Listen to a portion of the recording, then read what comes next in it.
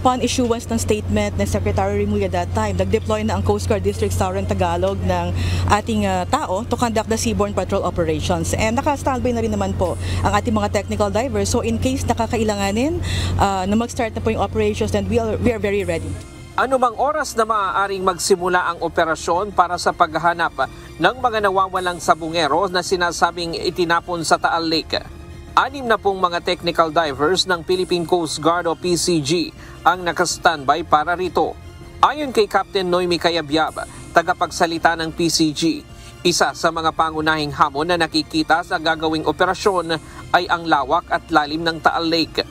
Halos doble ang lalim kumpara sa mga lugar na karaniwang sinisisid ng kanilang mga diver.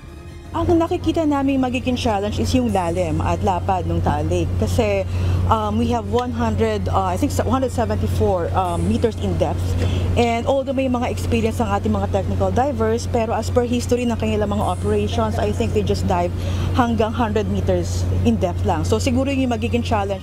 Dahil dito, makikipag-ugnayan din sila sa Philippine Navy upang humingi ng karagdagang tulong. May mga gamit naman anya ang PCG na maaaring gamitin sa ganitong klaseng operasyon at na-deploy na rin ang ilan sa mga divers na ito kamakailan matapos tumaob ang isang dredging vessel sa Rizal Occidental, Mindoro. Dagdag pa ng PCG, isa rin sa kanilang ikinukonsiderang hamon ay ang kalagayan ng tubig sa Taal Lake dahil sa pagiging aktibo ng bulkan sa lugar at ang matagal na panahon mula nang sinasabing itinapon doon ang mga nawawalang sabungero. Ang Philippine Navy nagpahayag na rin ng kahandaan ng kanilang mga tauhan sakaling magsimula na ang operasyon.